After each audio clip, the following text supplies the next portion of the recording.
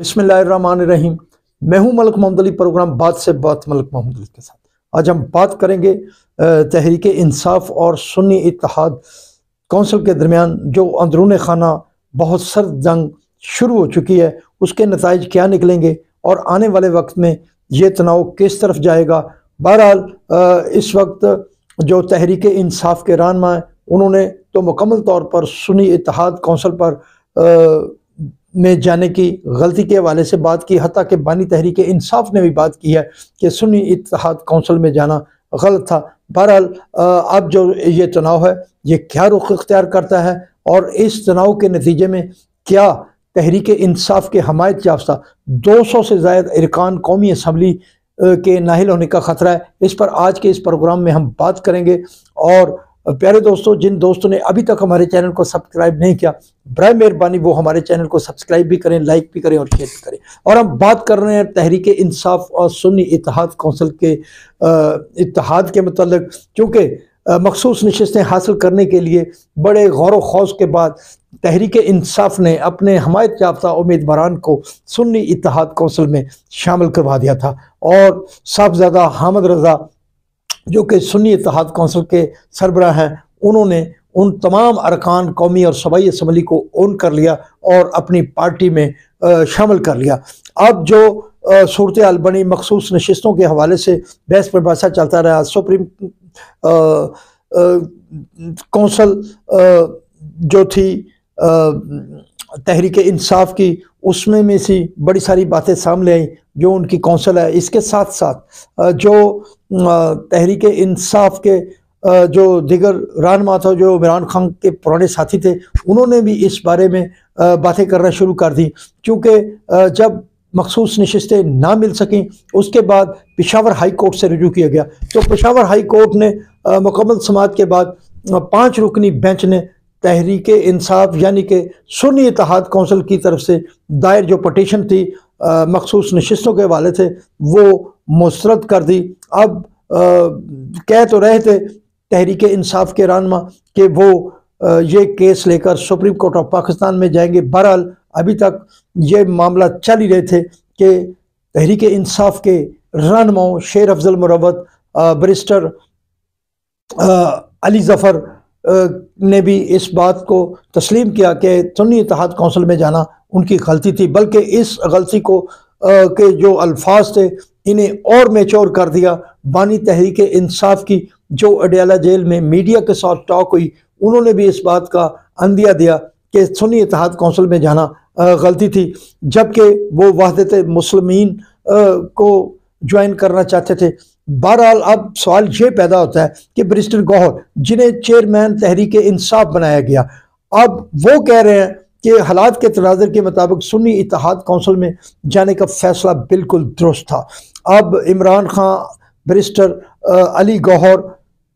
शेर अफजल मुरव्वत और दीगर रहनुमा जो है वो इस बात पर गलती तस्लीम कर रहे हैं कि उनसे गलती हुई। कि सुनिए, अब इसी तनाज़ुर में जो साहबजादा हामिद रज़ा सुन्नी इत्तेहाद कौंसिल के सरबराह, उन्होंने बड़े वाज़ेह अंदाज में कहा कि सुन्नी इत्तेहाद कौंसिल के मतलब जो तहरीक इंसाफ के रहनुमा बातें कर रहे हैं, इन्हें ये पहले सोचना चाहिए था। वो सिर्फ इमरान खान के साथ कमिटमेंट के साथ मौजूद हैं, क्योंकि इमरान खान के साथ उनका जो तल्लक है वो बहुत गहरा और पायदार है और एक अरसा से उनके तल्लकात कायम है। अब तहरीक इंसाफ के इन रहनुमाओं के बाद हामिद रज़ा ने जो बयान दिया है, हामिद रज़ा ने बड़े खुले अंदाज में कहा है कि वो अभी तक चुप है। अगर उन्होंने ज़बान खोली और उन्होंने भी टॉक शोज़ में आकर बातें करनी शुरू कर दी तो तहरीक इंसाफ के ये रहनुमा मुँह छुपाते फिरेंगे। अब जो कानूनी और आइनी तौर पर जो मामला सामने आ रहे हैं, इसमें सवाल ये है कि अगर सुन्नी इत्तेहाद कौंसिल तहरीक इंसाफ में जम हो जाती है तो फिर क्या होगा। इस बारे में भी कानूनी माहिरीन की आरा अलग अलग है, क्योंकि तहरीक इंसाफ के जो बहुत ही इंतहाई अहम रहनुमा है असद कैसर, जो साबिक स्पीकर कौमी असम्बली है, और इमरान खान बानी तहरीक इंसाफ के बड़े ही करीबी बाएतमाद और मोतमद साथी हैं। उनका कहना है कि अगर सुन्नी इत्तेहाद कौंसिल या तहरीक इंसाफ आपस में जम होती हैं तो इस बारे में भी बड़े सारे कानूनी मसाइल का सामना करना पड़ेगा और कानूनी पेचीदगियां सामने आएंगी। अब अगर ये तनाव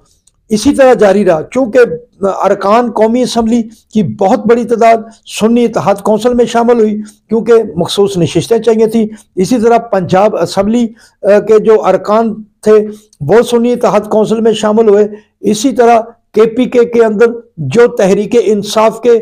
हमायत याफ्ता आज़ाद मीरवान जीते थे वो भी सुन्नी इत्तेहाद कौंसिल में शामिल हो गए। अब इन जो अरकान कौमी व सूबाई असम्बली हैं इनकी तादाद राउंड अबाउट 300 के करीब और गालबन 250 से ज़ायद तादाद बनती है। अगर कल कला अगर तहरीक इंसाफ को बल्ले का निशान मिल जाता है तो ये अरकान कौमी व सूबाई असम्बली वापस तहरीक इंसाफ में जाने की कोशिश करेंगे तो फिर साहबजादा जो हामिद रजा है उसका एक लेटर ही काफ़ी होगा कि अगर वो इसी तरह तहरीक इंसाफ के रहनुमाओं की तनकीद का निशाना बनते रहे तो हो सकता है फिर वो